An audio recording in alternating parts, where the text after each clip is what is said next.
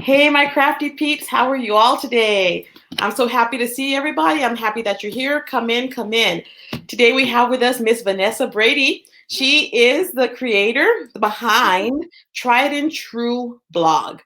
Now I had to get that right because when I would just put in, I was on Instagram one day and I told somebody to go check out your page and I put Uh-huh. Tried and True and I forgot to put blog. They came in, they're like, that's a tattoo page. I'm like, Oh, hey, that's a whole other creative business. it is right. That's awesome. I'm going to check that out.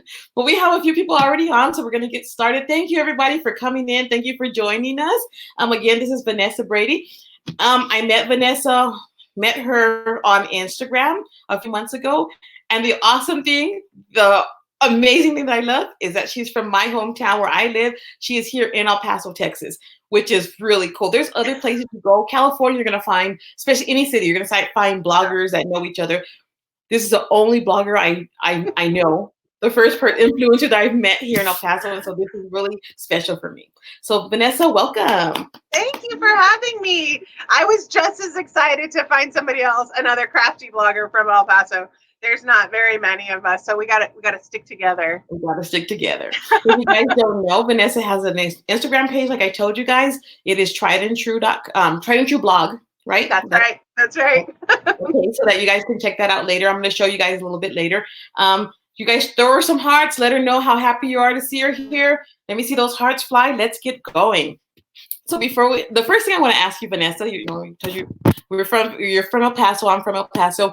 How did you discover your love of crafting?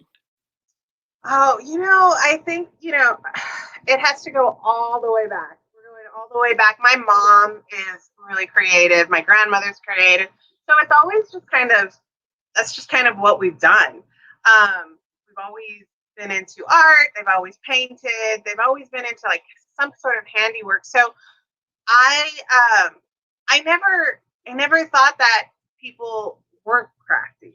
It was kind Mhm. of like just an assumed thing. Like, of course, everyone like draws and crafts and all this stuff. And it wasn't really until I met my husband, who is really, really, really creative. And, I thought like, well, people actually make a living doing this. People follow Mhm. their passion. And this is, this is something I love to do. You can actually go that direction if you want. So it was, it's just kind of always been there. And so you said you got it from your mom. What kind of crafts would you do with your mom and your grandma? Well, my mom and my grandmother are responsible. My mom, especially, is responsible for teaching me how to sew, and that was from like early on. She still has this little like patchwork pillow that I made with. I think it has like Holly Hobby on it on the front, but like Oh, like I think that was the very beginning. And now that I'm raising my kids, and I have a 10-year-old, an 11-year-old, a 9-year-old, and a 2-year-old, and it's so important to me that I teach, the both my boys, my older boys, and my daughter to the beginning learn the stitches, like learning how to sew from the very beginning. And I think that's sewing they taught me. They were always into paperwork, into scrapbooking. It's just, they're into everything. They do it all. that's what was my mom. My mom Yeah. was an all-around crafter. If she wasn't crocheting and sewing Yeah. was amazing. Yeah, she taught us how to sew first. All I of us love that. at 11 years old, we had our own sewing machine. She taught us all cross stitching, plastic canvas, all kinds of things. We were always into. She makes Yeah. dolls. She would make pound puppies, whatever we saw in the store. My mom could come home and make it I love better that. than what we saw, and That's that was awesome. Yeah, yeah. and I think like isn't that kind of where most people learn whatever like early childhood traits or memories you have, like that's where you're getting it from, whether it's being creative in the kitchen or being creative on paper or on a canvas. Like I think all of that is because of moms and dads. My husband's very crafty with my kids too, so I got to give him some credit. That's great. He's in there. He's got it going on Yeah. too. I love Yeah. that. So, what's your favorite kind of crafting? You mentioned sewing. You mentioned art. All this. What's your favorite? Okay, my absolute favorite. So if I am going to just do something for myself, like you, I love digital cutting and Mhm. Cricut stuff. I do a lot of that. I love to do stuff with my kids, but that's, it's just kind of the stage I'm in right now. So I love to do crafts with my kids. I love to sew. I've Mhm.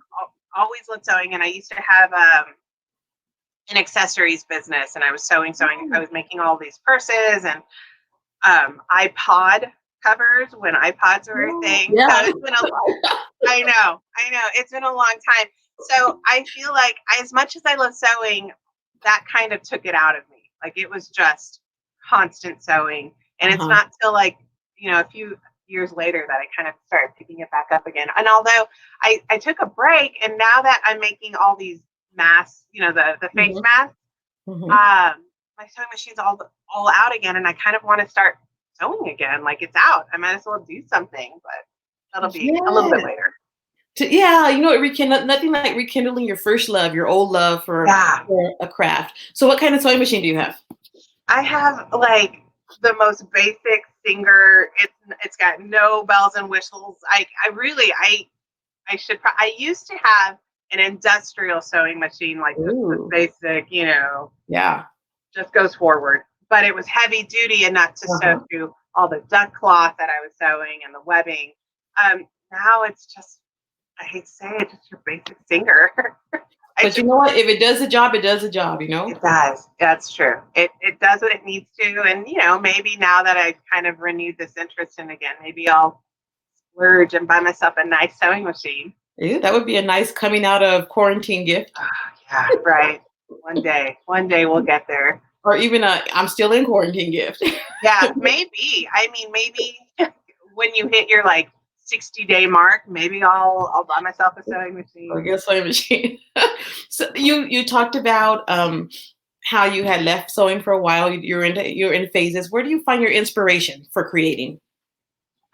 Where do I find a lot of times when I've been blogging and making all these crafts, and I also do projects for companies. So I have a lot of deadlines, and so Mhm. when I find myself completely just blank, like I have Mhm. no idea. I have no more original ideas. I have no more crafts I can make. I don't even know what I'm going to do. I think my best hint for that is that I usually drop everything and I go live life. I go play at the park. I go walk around downtown. Well, when we could, right? Yeah. When we're not in quarantine, I would go I'd go shopping or I'd go, enjoy my kids and then you start to realize like that those are where your ideas come from Mhm. like living life, like living they fill a want and a need in your life. And in order to find those wants and needs, you really have to live your life. And it's so easy to kind of get bogged down by what other people are doing on social media or what other people are doing on Pinterest or whatever everyone's showing their best projects. And it's so easy to kind of just get exhausted by what everyone else is doing that you don't realize you have your own inspiration as well. And That I think that's no, that's awesome that because you're answer your right. question? Yeah. Yes, yes, you find it within yourself from your outside world. Hmm. You bring it to yourself, and that's important because we can get, well, mine is not as good, or Yeah. mine, or somebody already did that, Yeah. and so yeah, I like what you had to say there. I Um, love social media for certain things, but sometimes it's exhausting. So yeah, you got to and we step talked away about that before. sometimes. Yeah. Hmm. Yeah. Um, you said okay, so your oldest is 11 years old. You said. Yes. Did you see how did your crafting and your creating change as when you became a mother? Did you see a difference, or are you doing the same kinds of crafting, or are you creating with a different So I reason now? started. Like all my yeah, absolutely. So I was crafting and doing a lot of sewing stuff for like bags and myself and things that I wanted. And then I started tried and true when my son was born. Mm-hmm. So what he's 11. So that was like 11 years ago. I started that and then you can see the transition of my older posts being very baby oriented and then like young toddler and kid. I mean, obviously, like it follows. your life. Like a blog, if you follow a blog long enough, you'll see somebody's life even, through all the different projects. So I was going toddler, and then my kids entered school, and I kind of went back to just more like, normal, like just adult stuff, not adult, but and definitely not adult stuff, but I don't have any adult themed projects on my blog, but home decor or stuff to decorate your house, like things that weren't necessarily child based. But then I ended up having my daughter 8 years after my oldest son, and now we're back at baby stuff. We got some baby things coming down. We've got little so it's just, it follows the normal path of life, I think. And that's what you talked about with your inspiration. Your creative inspiration comes from wherever you are in your life. Yeah. I think that's amazing. That's important. I wanted to show everybody. I'm going to share my screen here because I want you all to see what I love, what I'm talking about here. And there it is. On your screen, you all should be able to see Vanessa's blog post or her blog site. And so here it is, Tried and True blog. She talked about made those animal face masks like last night. They're so cute. Okay, and when I saw this morning, I'm like, wait a minute, did I see this here before? I just posted it this morning. They're so cute. Look at that, guys. I mean, I wouldn't have thought of that. I would not have thought of that. She's got all kinds of things. There's something down here I wanted everybody to see. So when you go look at the range of Vanessa's crafting, coloring, you can choose almost anything on here. Coloring, Cricut crafting, gifts, home decor, kids, printables. I looked at some of her printables. I've used some before. Those are really good.